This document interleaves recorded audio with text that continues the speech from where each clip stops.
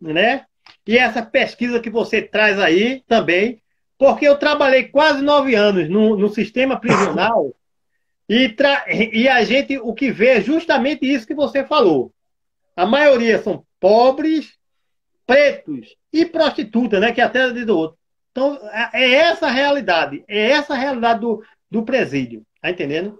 Então, infelizmente, as pessoas mais penalizadas, discriminadas, são aquelas pessoas pretas e pobres. É verdade. Aí você diz, vai começando logo pela abordagem. Pela abordagem começa tudo que você percebe, né? E você é uma pessoa que tem a prática no dia a dia, no fórum de entorpecente, que é um fórum pesado, que você vê de tudo, você tem contato com os policiais da inteligência, da não inteligência, com delegado, com servidores públicos, com advogado, com família. Você tem uma abrangência muito boa nesse sentido. E aí eu concordo com Sim. você. Beleza? Eu não sou crítico à polícia, tanto que eu tenho grandes amizades. Saí do fórum, fiz grandes amizades com a polícia, com a parte da civil. Eu acredito que eles são muito mais preparados dentro disso. Minha crítica realmente é dentro da polícia militar. E Isso. foi dessa abordagem que eu comentei, né, foi a própria polícia militar quem foi fazer a abordagem. E a gente vê lá dentro um equilíbrio de despreparo entre um e o outro. Um acha que porque ele é ostensivo, ele pode ser realmente ostensivo, mas é bem complicado. Aí vou dar continuidade, porque eu tenho mais dados dentro disso. Eu Pronto, fico muito, pode ficar à eu, vontade, doutor. Fique à vontade. eu fico muito indignado com dados assim. Eu realmente fico muito indignado. Assim, não vou sair da casinha, a gente não sai da casinha, lógico, que a gente está para fazer dentro, o trabalho do ordenamento jurídico é esse. Mas eu acredito que é o que é o que mais fortalece a gente para continuar dentro dele, para expandir, para trabalhar, para defender aquilo que a gente acredita. Então tinha comentado, né, que eram 145 gramas por negros contra 1,4 quilos de brancos. Na comarca de São Paulo, os furtos, 59,5% são cometidos por branco, enquanto que 40,1% são cometidos por negros. Então aí você tem uma diferença de 19% nos furtos. Roubos, 51,4% por brancos contra 48,3% por negros. Nesse daí tem certo equilíbrio. Hum. A parte interessante que o doutor falou, trabalhou 9 anos e tem real conhecimento disso, são das condenações. Que 59,4% dos condenados são brancos, enquanto 68,8% dos condenados são negros. Então é É, uma diferença grande, aí quase 10% de pessoas condenadas. E assim, os que ficam realmente presos, né? é Se verdade. você adentrar. E ainda mais aí você vai ver uma situação dessa de uma pessoa que foi presa, pobre e preto, e para ela conseguir um defensor público é a maior dificuldade, porque o déficit é muito grande de defensores, né? E aí você, muitas vezes, essa pessoa tira a cadeia, já, vamos dizer, era 10 anos, ele tirou 12, 13 anos, porque não tem ninguém para olhar ele ali para pedir um habeas corpus, um livramento para ele ir embora, entendeu? Aí fica mais Livramento, complicado ainda.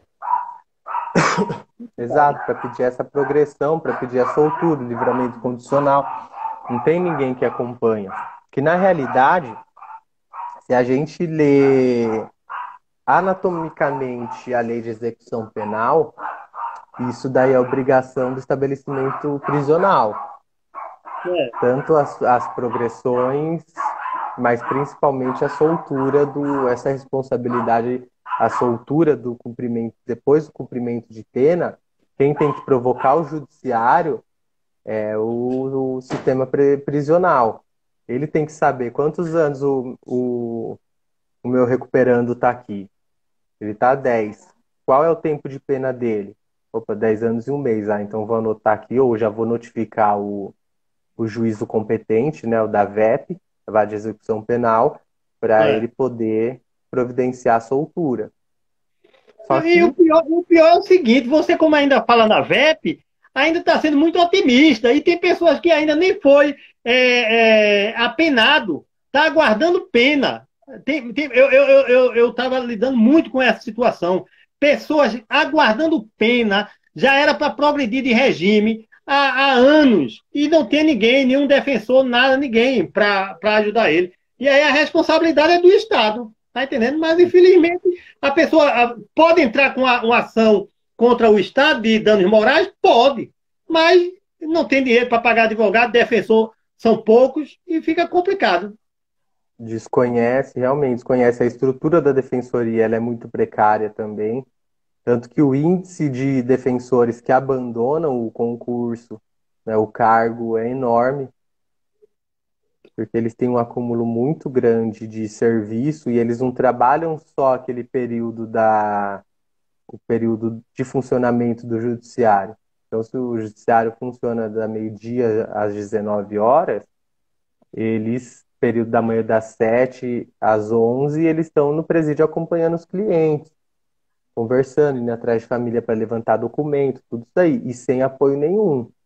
Tem que visitar seu cliente, abastecer seu carro. Então, o apoio que é dado para a defensoria é muito grande. E isso foi bem interessante, porque eu não tinha pensado dentro dessa questão, na questão da pergunta, né, que ela fala liberdade, racismo e prisão. Será que isso é uma forma de racismo? Por que quem é atendido pela defensoria é o hipossuficiente, a pessoa que não tem condição de ir lá e pagar. Eu não sei como é a tabela da OAB aí em Pernambuco, mas, por exemplo, a tabela da OAB aqui no Mato Grosso, um habeas corpus é 5.870, 5.600 reais. No estado de São Paulo é 12 mil reais um habeas corpus. Aqui O está cara mais que não tem barato. condição. Aqui eu acredito que um habeas corpus, quer dizer, deve estar em torno de uns 2.500, por aí, 13 alguma coisa, está mais barato um habeas corpus. É Entendeu? mais fácil, mas não é todo mundo que tem. É, São poucos que tem para chegar e falar, ó, doutor, tá aqui, 2.500 reais para pagar o habeas é, corpus. E acumula defensoria. é verdade. E aí, terminou essa primeira pergunta? Feita. Feita, né? Então, tem uma outra segunda pergunta aqui que é o seguinte: como fica a responsabilidade civil na pandemia? Será que Certo. eu acho que ele se refere aqui a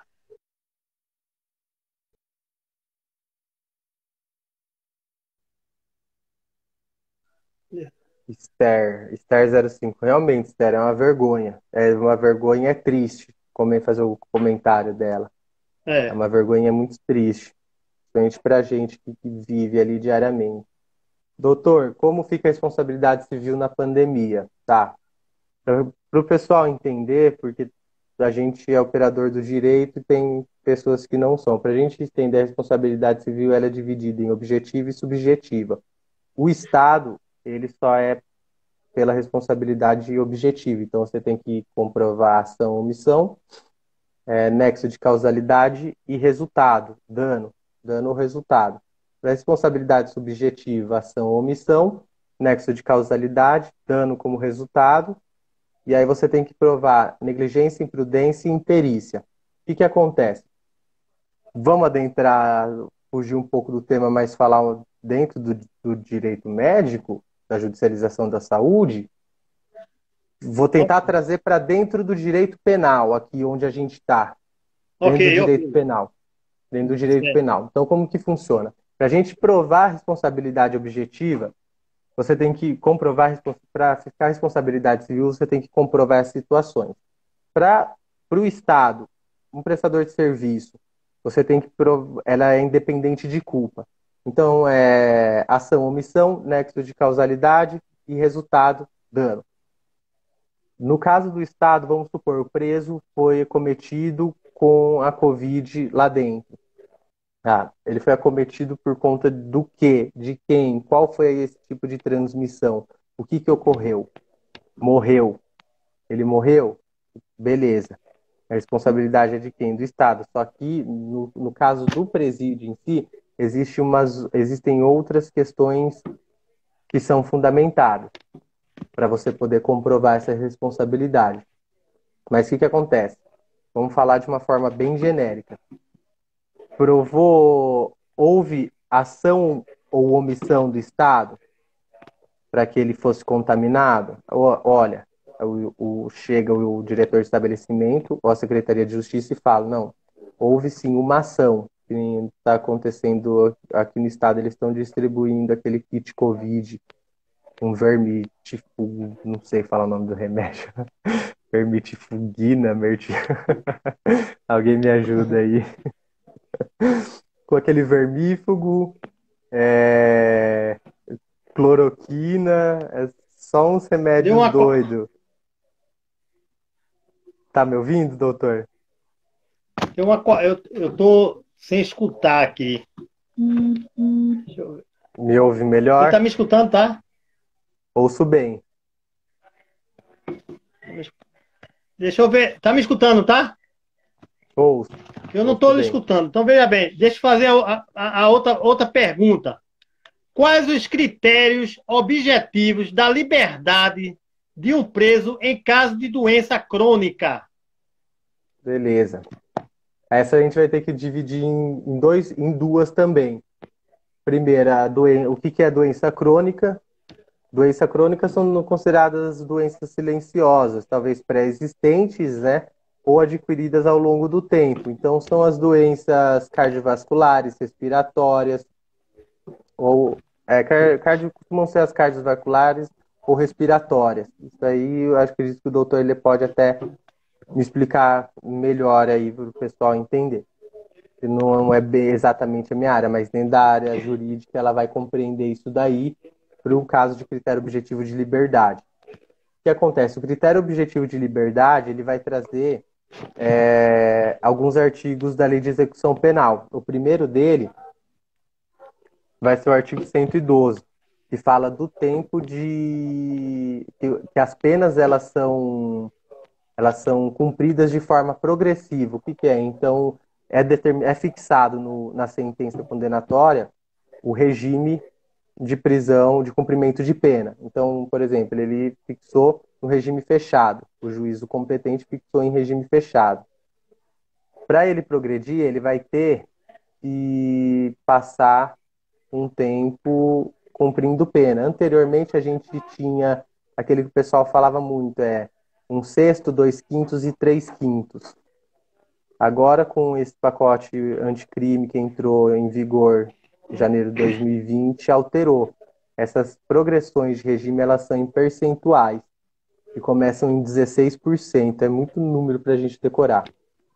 Mas aí ele vai ter que atender aos critérios objetivos. Esses critérios objetivos são o tempo de pena cumprido. Ele cumpriu o tempo de pena necessário? Ele é reincidente ou não? A reincidência dele, sendo ele é reincidente em crime hediondo, com violência ou grave ameaça à pessoa? Se ele, dentro desses critérios, ele cumpriu, ele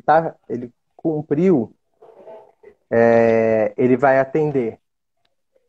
Aí os critérios subjetivos são bom comportamento, bom atestado carcerário, que é emitido pelo diretor do estabelecimento. A doença crônica, eu acredito que ela fica um pouco mais complexa para você conseguir uma liberdade dentro da própria doença crônica. Meu ponto de vista. E acompanhando um pouco o jurisprudencial. Porque o direito ele vai definir a doença crônica, como eu tinha comentado antes, são doenças acometidas ao longo da vida, talvez silenciosas. Elas são responsáveis por em torno de 72% dos óbitos no Brasil, não sei, dentro dos estabelecimentos prisionais. Só que elas são tratáveis ou tem o tratamento paliativo, que as pessoas mantêm-se. A doença crônica hoje, a sífilis ela é tratada como uma doença crônica. Então, para você conseguir a liberdade com uma pessoa dessa, uma pessoa portadora de uma doença crônica, o estado dela ela tem que estar muito agravado.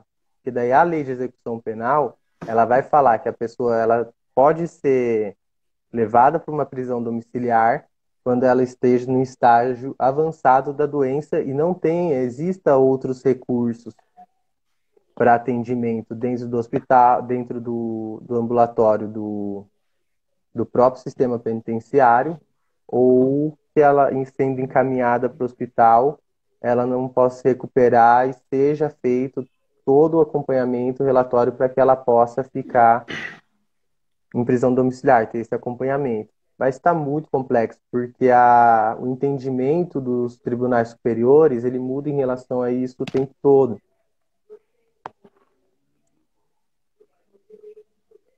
Doutor, me ouve?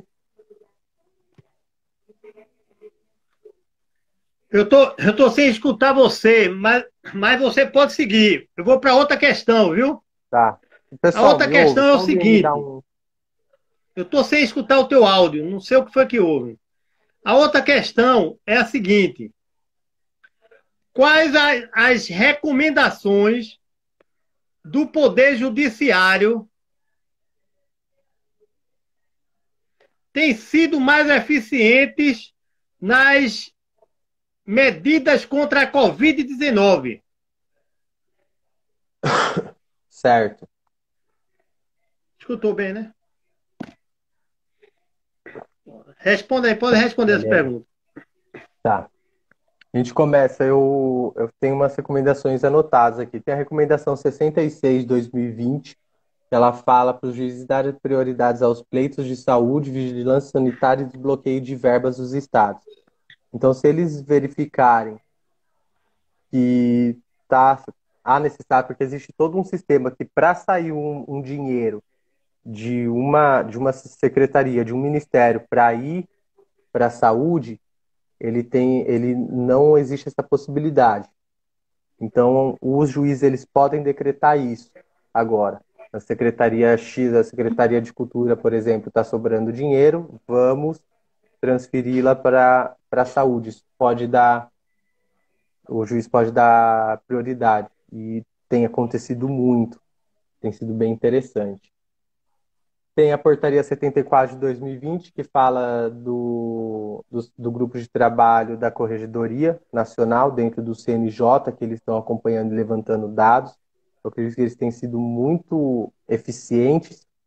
A única falha deles é dar autonomia para os diretores de fórum.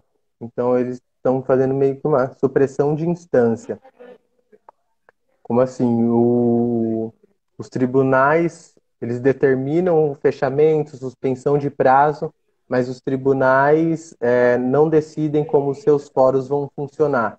Então, se o fórum da cidade A quiser abrir para funcionários, ele abre. Todos estão fechados para fora, para pessoa externa. Mas se o fórum A quiser abrir para os seus funcionários e o B não, isso está indiferente. Então, eu acredito que tem que ter uma regulamentação específica para todas. Existe a nota técnica CNPJ 1 de 2020, que fala sobre a destinação de recursos da FUNPEN, do Fundo Penitenciário Nacional, diante da emergência de saúde pública para o novo coronavírus. Esse daí, esse a gente comentou na primeira live, que foi os crimes, os delitos de... Doutor não ouve?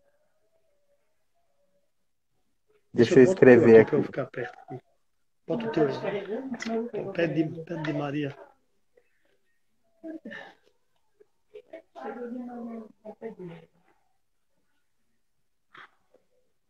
Não estou ouvindo, não, mas eu não estou te ouvindo, não, mas a pergunta você já respondeu essa quarta pergunta, não foi? Quem tiver pergunta aí, que possa fazer para a gente anotar.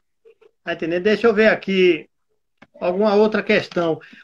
Em relação, doutor, fale um pouco aí em relação à questão da recomendação 62 para as pessoas presas por pensão alimentícia, qual é a orientação nesse sentido? Certo. A recomendação 62, ela falou que era para ser analisada todos os crimes de menor teor ou ofensa, certo? Então, para analisar as possibilidades e decretar a prisão aqueles que caberiam, sendo hediondos, crimes com violência. Eu achei que muito interessante, foi na realidade um grande avanço, porque a prisão por pensão alimentícia, ela é ainda uma prisão civil. E as prisões civis, elas não atendem mais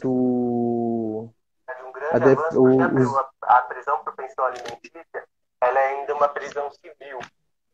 E elas não atendem mais os direitos humanos, as questões dos direitos humanos. A Declaração Universal dos Direitos Humanos não mais aceita as prisões civis, tanto que no Brasil já há anos não aceita mais a prisão por depositário infiel.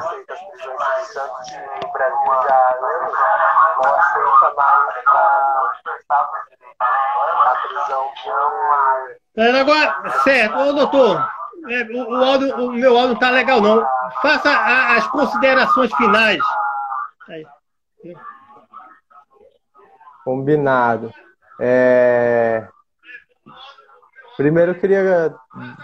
Por último, agora queria agradecer então a presença, né, de todo mundo, novamente o convite do Dr. Eduardo Araújo, aí por essa oportunidade a gente poder atualizar os dados. Na primeira foi muito boa, mesmo com poucos dados, acredito que essa a gente conseguiu trazer maiores informações, mais dados às pessoas.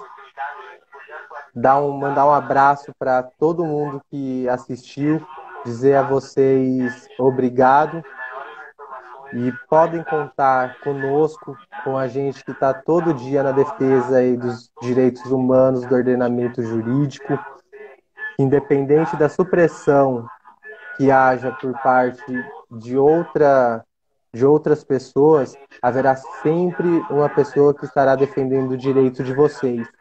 Gostaria de fazer só 2 considerações. Como a gente trabalhou muito sobre racismo, indicar o livro do meu amigo Jefferson Pedro, Dandara. Se vocês quiserem, pode mandar uma mensagem que eu mando para vocês o link. É um livro maravilhoso que reflete muito sobre a vida na comunidade dentro da favela, tá? E também falar que num dia como hoje, o Brasil registra 329 mortes de pessoas LGBT+. Isso durante o ano de 2019. Depois você passa para mim o nome dele no link aí para o meu direct, para eu também divulgar aqui, viu, doutor? Vou mandar. Então, num dia como hoje, que a gente deveria estar comemorando, que é o Dia Internacional Orgulho LGBTI+, eu trago um número que que já em 2020, no primeiro trimestre, foram mortas 329 pessoas pela sua orientação sexual. Então, a gente tem que comemorar dados de pessoas que são felizes, do homossexual ou da homossexual que entrou na faculdade, que foi feliz e que trouxe orgulho para sua família, não de que eles estão morrendo. A gente não pode matar e aceitar que matem essas pessoas. Eles têm que ser motivo de comemoração pela diversidade cultural que existe dentro da nossa sociedade democrática brasileira. É isso aí, doutor. Obrigado para todo mundo. Concordo com você também, meu amigo. É verdade. Eu agradeço, né, enormemente pela sua presença, né, pela participação aqui conosco, de discutir um tema tão polêmico, né? E aí pela sua qualificação, sua preparação, uma pessoa que vem pesquisando no dia a dia nessa área. Você, qualquer coisa que precisar aqui do grupo, né? De outras participações, se tiver temas relevantes aí para você ser discutido, A gente está aqui à disposição para discutir com você e participar de uma forma bem interativa, bem ampliada, né? Foi um prazer grande. Infelizmente tem um probleminha aí no final, mas Tranquilo. eu agradeço imensamente, viu, doutor Flávio? Um abraço grande para você. Fica com Deus, tá bom? Amém. Tchau, um Tamo abraço. junto. Um abraço. Tchau, tchau.